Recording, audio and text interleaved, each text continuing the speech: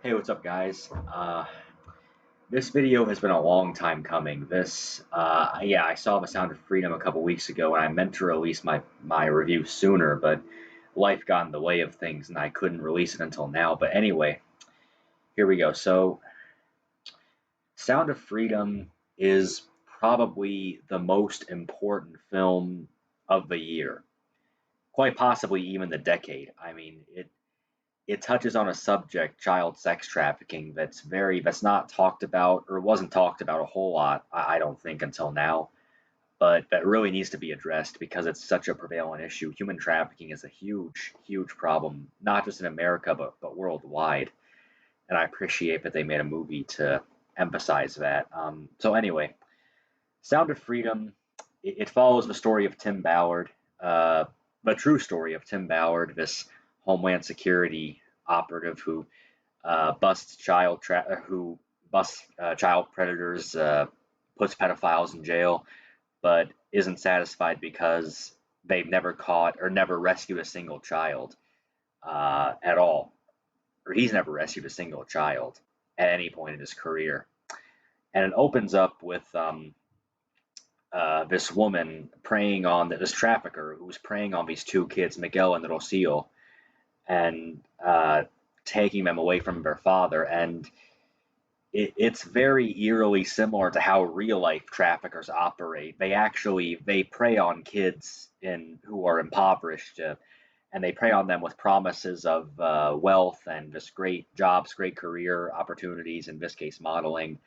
So it was very eerily similar to how child traffickers work in real life. And there's this scene too in the beginning where they're like the trafficker, the woman, I think Gazelle was her name. She lines up all the kids and dresses them up and takes pictures with them. The girls are wearing dresses and makeup, and the kids are wearing collared. The boys are wearing collared shirts. It's not really even sexual, but you just you just feel so uncomfortable with that because you know that there's something wrong with that. You know what this woman's intentions are even before it's revealed, and they did a great job with just opening that up with that. And so Tim goes to Honduras right after he busts this pedophile Ochinsky, who's like peddling child porn. And when he goes to Honduras to rescue these kids, he meets this other guy, Vampiro, who who was a former cartel leader and actually buys kids to set them free. And Vampiro, I really like his character. I really like his he's kind of like a foil to Tim in that he's more comedic and lighthearted, and he provides some levity, whereas most of the movie is really dark and serious. So I appreciated his character a whole lot. I love I love how they wrote him in, and I just I just like also how the movie is like really heavy-handed with the anti-trafficking message as it should be, but it's not graphic.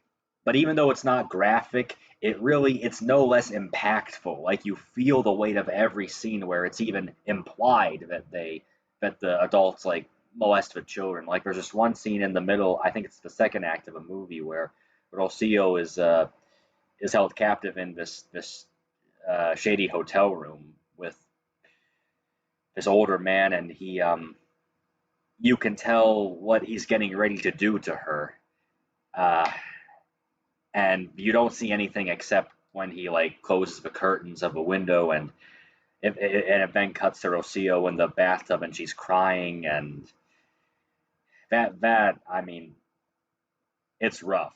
Like it.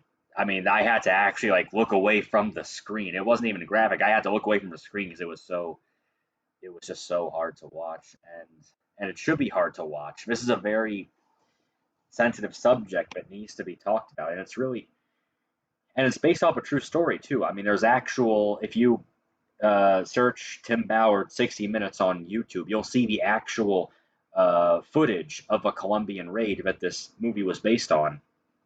You can also find more footage of Tim Ballard like working undercover and tricking child traffickers into throwing parties and then having them arrested. So this is a real story based off a real man who's tackling a real issue. I mean, and I can't believe people are saying like, oh, it's QAnon paranoia, it's all a hoax. I mean, number one, it's not a hoax and it's not QAnon paranoia. I can't believe people were saying that. Like, this movie was made years before QAnon was even a thing, so I don't know where the hell people are getting that from. But anyway, so yeah, they rescue Miguel, they rescue Rocio, they reunite them with their father, and the third act of a movie, I don't know. I mean, like I said, the movie is based on a true story, and the with the Colombian raid and everything. I was a little skeptical though of a third act. I'm pretty sure that Tim did masquerade as like a doctor at some point in his career to rescue kids, but I don't know. I feel like the chase scene was. I'm sure they played fast and loose with the details on that, but that's okay. It was great to watch anyway. But yeah, no, great movie, and I like how the ending. So the movie opened up with the scene of Rocio playing the drums or playing fake drums, and it ended with the same shot of her sitting on the opposite side of a bed playing the drums. And normally, I'm not a huge fan of movies that have like where the ending scene is the inverse of the opening scene. I think that's a little cliche, but in this case, I really feel like it worked. I really liked it. Um, what else is there? Um, I feel like I've covered everything I need to. I mean, yeah, but yeah, Sound of Freedom. It's the movie of the year. It's the most important movie you'll see this year. Uh, More important than Spider Verse. Definitely more important than Flash. My God, more important than Oppenheimer, Barbie. Like any movie. If you go out to see any movie this week, or even this month, or this year, see this movie. I highly urge you to. It's very important. It's a very important message. It's a very important issue. Um, I mean, sex trafficking is a huge deal. I mean, in the United States alone, it rakes in like some $99 billion a year. Uh, Again, in this country alone, child sex trafficking has been reported in all 50 states. I think the most conservative estimate I've seen is that 17,000 new reports of child sex trafficking per year, and that's just what gets reported. I'm willing to bet the number is higher than that. But yeah, see this movie and don't listen to all the fucking idiots in the media calling it QAnon paranoia or I think Rolling Stone called it like a superhero film for dads or like some condescending shit like that. Um, Again, this is based off a true story. I'm sure they played loose with some details. Uh, and also, if you're expecting a high octane thriller slash action movie like a Schwarzenegger movie or a Stallone movie, like don't expect that. It does get pretty action packed toward the end, but it's more character driven. It's more plot driven. It's more just to show you the brutal reality of human trafficking more than anything else. Um, but yeah, go see this movie, and more than that, I highly encourage you to look for ways you yourself can address the issue of human trafficking in your own community because it is happening. It's a very serious issue, and I mean, uh, donate to organizations near you that help trafficked victims, volunteer, send emails to your local anti-trafficking organizations. I mean, I've sent a few emails just this past week, and yeah, I mean, it's real.